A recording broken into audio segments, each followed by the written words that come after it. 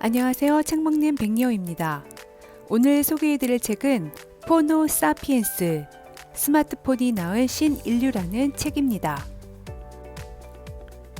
저자 최재붕.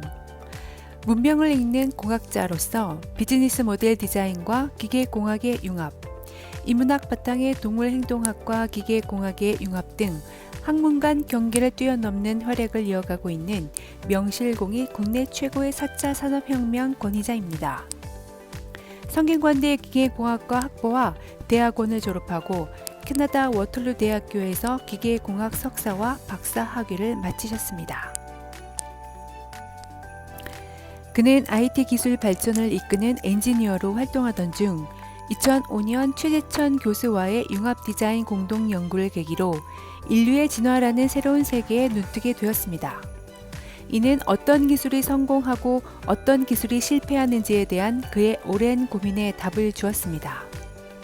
그 이후 디지털 기술로 인한 많은 변화를 사람의 본질, 사람 중심으로 접근하는 공학자의 길을 걷기 시작했다고 하네요. 진화론, 심리학, 디자인, 인문학 등을 인류의 진화에 접목하는 연구에 주력하고 있습니다. 특히 스마트폰의 등장이 인류에게 가져온 변화가 매우 급격하고 충격적이란 사실을 인지하고 그에 대한 모든 현상을 분석하게 되었습니다. 2014년부터 기업, 정부기관, 교육기관 등을 대상으로 4차 산업혁명과 호모 사피엔스에 관한 강연을 1200회 이상 해오면서 새로운 인류 문명을 일으키고 있는 혁명적 변화와 실상, 그리고 새로운 시대에 당면한 혁신 방안을 제시했습니다.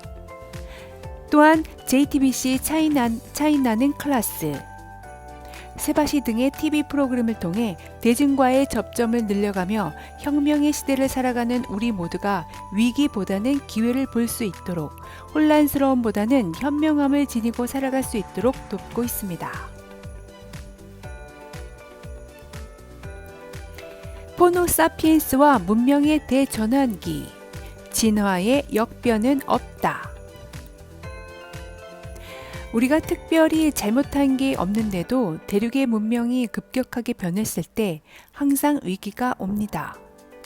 한반도에서 오순도순 청동기 문명을 멀쩡히 누리며 살고 있는데 대륙에서 철기병들이 내려오면 문명의 교체가 시작되는 것처럼요. 그때 우리는 철기의 엄청난 위력 앞에 절망과 고통을 경험해야 했습니다. 태초에 하느님이 호모 사피엔스를 창조했다면 스티브 잡스는 호모 사피엔스를 창조해냈습니다. 스마트폰을 마치 신체의 일부처럼 여기는 인류. 호모 사피엔스는 불과 10년 사이 엄청난 라이프 스타일의 변화를 촉발시켰고 이로 말미암아 인류 사회는 거대한 근간의 변화를 겪고 있습니다. 4차 산업혁명이니 블록체인이니 듣기만 해도 아리송한 기술의 변화와 더불어 시장 생태계 중심에 등장한 신인류로 인해 전 세계 비즈니스의 질서와 자본의 무게가 재편되고 있는 것입니다. 문명의 교체가 일어나는 바야흐로 혁명의 시대입니다. 이 혁명은 먼 이야기가 아닙니다. 이미 우리 일상에 들어와 있기 때문입니다. 지난 10년간 지상파 TV와 신문의 광고 수익은 거의 절반으로 떨어졌고 검색 포털 네이버와 유튜브의 점유 비율은 폭발적으로 증가했습니다. 2018년 유튜브의 동영상 점유 비율은 무려 85%에 이르렀습니다. 금융은 어떨까요? 2018년 기준 무인화 서비스, 즉 인터넷 뱅킹과 자동화 기기가 차지하는 업무 비중이 80%를 넘어섰고 지점 창구 처리 비중은 9.5%까지 내려갔다고 합니다. 실제로 한국시티은행은 이미 지점 80%를 폐쇄하고 온라인 뱅킹을 강화했습니다. 얼마 전 한 은행이 파업을 벌였을 때 대부분 시민들이 아무 불편함이 없다는 반응을 보여 은행 업계를 경화시킨 것도 같은 이유입니다. 유통 역시 마찬가지입니다. 대형 마트의 매출은 줄고 온라인 판매는 급격히 증가했습니다. 미국의 백화점은 3분의 1이 문을 닫았고 소형 매장들의 폐점은 더욱 심각합니다. 중국은 모든 상거래에서 알리페이, 위챗페이와 같은 스마트폰 결제를 표준으로 하고 심지어 상하이에서는 길거리의 거리마저 QR코드 목걸이를 걸고 다닙니다. 우리나라 역시 2018년 드디어 온라인 소비 연매출 100조 원 시대를 열며 혁명의 물살에 합류했습니다. 혁명이라고 하는 것은 특별한 비즈니스 세계에서가 아니라 이렇듯 우리의 매일매일 안에서 일어나고 있습니다. 이러한 일상의 변화를 만든 근본 원인은 권력이나 자본과 같은 특정 세력이 아니라 호모사피엔스라는 신인류의 자발적 선택입니다. 누구도 강요하지 않았는데 사람들은 TV와 신문을 끊고 스마트폰을 미디어와 정보의 창구로 선택했습니다. 누구도 강요하지 않았는데 은행 지점의 발길을 끊고 온라인 뱅킹을 선택했습니다. 누구도 강요하지 않았는데 마트와 백화점 대신 온라인 쇼핑을 선택했습니다. 그리고 이 선택은 상상을 초월할 정도의 빠른 속도로 확산되고 있습니다. 인류의 자발적 선택에 따른 이러한 변화를 우리는 진화라고 합니다. 무서우면서도 기막힌 사실은 기나긴 인류의 역사를 봤을 때 진화에는 단 한 번도 역변이 없었다는 것. 우리는 원하든 원치 않든 돌이킬 수 없는 문명의 대전환기를 살고 있습니다. 막아서느냐 받아들이냐의 선택은 우리의 몫이지만 새로운 문명의 도래는 이미 정해진 인류의 미래라는 뜻이기도 합니다. 지금은 부작용의 뒷면을 읽어야 할 때입니다. 여전히 스마트폰 없이도 살 수는 있기는 하지만 그들에 비해 왠지 불편하고 어려운 일이 많아집니다. 익숙하던 시장이 파괴되고 사라지고 있으니 살기 어려워진다는 불만도 당연히 제기됩니다. 일상이 바뀌면서 내 일자리에도 위협이 찾아옵니다. 혁명이 번지기 시작한 것이죠. 이러한 문명의 대전환기 속에서도 스마트폰에 대한 우리 사회의 평가는 다소 부정적입니다. 스마트폰으로 확산된 온라인 게임은 젊은 사람들의 정신과 마음을 갉아먹는 중독제 취급을 하고 SNS는 인생의 낭비이며 진실한 인간관계를 방해한다고 말합니다. 가족과 친구의 전화번호 하나 외우지 못하는 것도 스마트폰에 대한 지나친 의존성 때문이라고 꼬집습니다. 어린아이가 최대한 멀리해야 하는 물건, 어른들을 멍청하게 만들고 서로 멀어지게 만드는 디지털 기기. 스마트폰 사용의 부작용에 대한 시각은 이미 우리 사고를 지배하고 있습니다. 하지만 찬찬히 되짚어보면 이러한 인식들은 반만 맞습니다. 사실 우리는 스마트폰으로 인해 과거보다 훨씬 많은 양의 데이터를 매일같이 소화하고 있고 심지어 전문가들만 독점해왔던 고급 지식도 언제든지 얻을 수 있습니다. 실제로는 우리 뇌가 그 어느 시대 인류의 것보다 박식하고 지혜롭게 활동 중인 것입니다. 그럼 SNS는 정말 우리의 인간관계를 가볍고 얕게만 만들고 있을까요? 간편해진 연락 수단으로 더 자주 연락을 주고받으며 가족과 친구들 여럿이 동시에 대화를 할 수도 있습니다. 지구 건너편의 사람과 친구를 맺고 정보를 주고받기도 하며 멀리 떨어진 가족과도 쉽게 얼굴을 보며 소통할 수 있습니다. 디지털 루저, 게임 페인 등으로 취급했던 사람들은 이제 유튜브와 개인 콘텐츠 등 억대 연봉을 올리는 크리에이터로 부상했습니다. 그렇다면 우리는 왜 이렇게 스마트폰의 부작용만 더 크게 생각해 왔을까요? 익숙한 생태계에 커다란 위협을 주는 파괴적 변화 앞에서 인간은 일종의 자기 방어 본능이 생겨나기 마련입니다. 기존 질서의 붕괴에 대한 위기감이 부작용이라는 명분을 쓴 방어망을 구축한 것입니다. 그렇기 때문에 스마트폰 문명에 익숙하지 않은 기성세대는 끊임없는 신문명에 대한 부작용을 크게 언급하며 규제의 필요성만을 조명한 것이 사실입니다. 하지만 이제 전 세계의 36억 명 인구가 스마트폰을 사용하며 호모사피엔스 문명과 함께 움직이고 있습니다. 이들은 아마존, 구글, 페이스북과 같은 스마트폰 관련 기업을 세계 최고 기업의 반열에 올려놓음과 동시에 호모사피엔스의 문명에 반하는 기업들은 소리소문 없이 쇠락하게 만들었습니다. 이들이 이제 세상의 비즈니스를 움직이고 있는 셈입니다. 이것이 의미하는 바는 명확합니다. 호모사피엔스의 문명을 이해하고 받아들이느냐 여부에 따라 앞으로 전개될 미래에 우리가 살아남을 수 있느냐 없느냐의 명운이 달려 있다는 것입니다. 새로운 시대로 나아가도 된다고 데이터가 말하고 있습니다. 자본의 메시지는 분명합니다. 호모사피엔스 소비 문명을 따라가는 기업들에게 투자하겠다는 것입니다. 우리가 명심해야 하는 것은 바로 그것이 향하는 방향입니다. 미래를 준비하는 청년들도 호모사피엔스 시대의 문명에 집중해야 합니다. 이제 과거와는 다른 패러다임의 새로운 생각이 필요한 시대입니다. 이 책의 저자 최재봉 교수는 첨단 기술 연구에 매진하던 엔지니어였습니다. 그러던 중 2005년 최재천 교수와 함께한 공동 연구를 통해 인류의 진화라는 새로운 세계에 눈을 뜨게 되었고, 디지털 기술이 만들어내는 모든 변화를 기술이 아닌 사람을 중심으로 풀어보기 시작했습니다.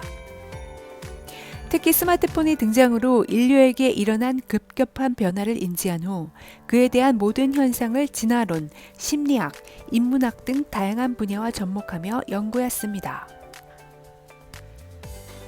그는 인문학 공학을 넘나드는 통섭적인 분석과 심도 있는 데이터 추적을 통해 5년 동안 호모사피엔스라는 신인류와 그들이 건설한 새로운 문명의 단초를 구명하는 것에 몰두했습니다.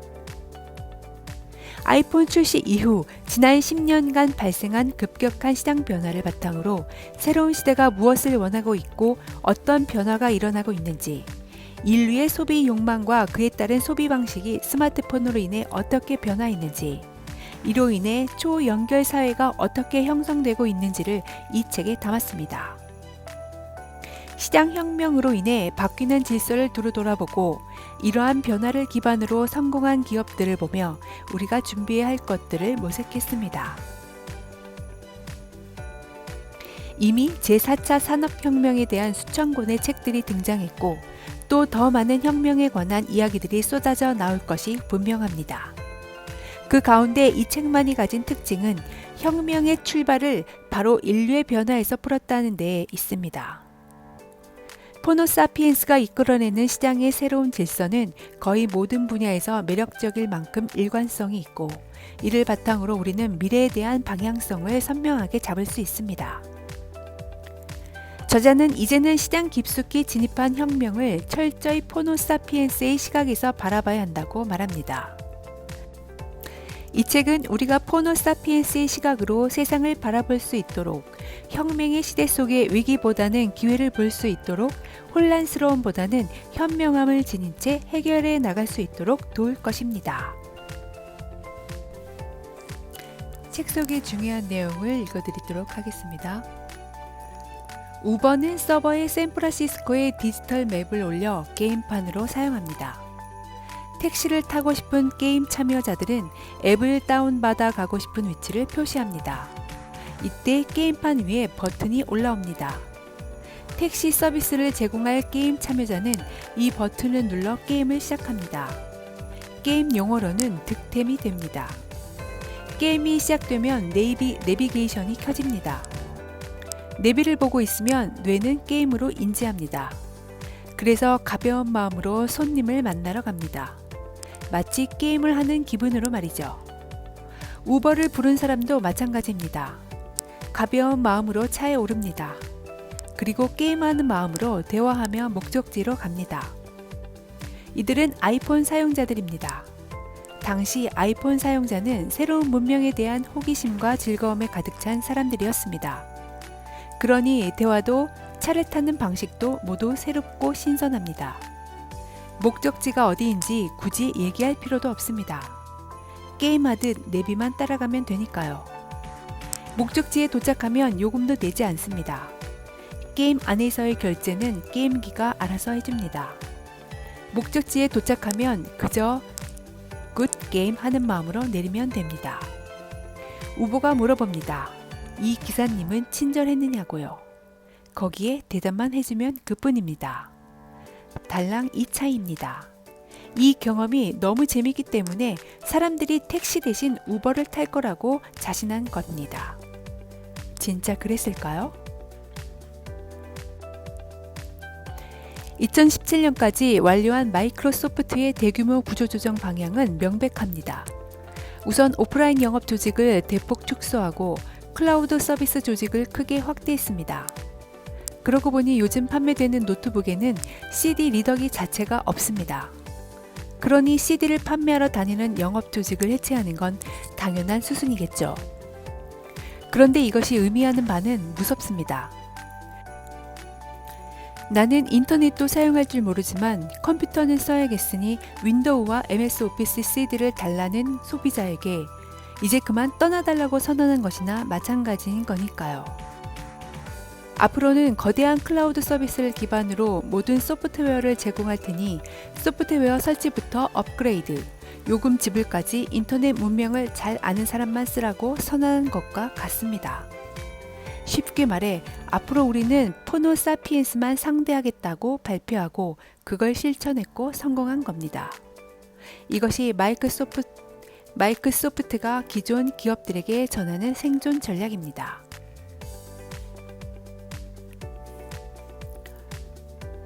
GM은 2016년 우버의 경쟁 기업인 리프트에 5억 달러를 투자했습니다.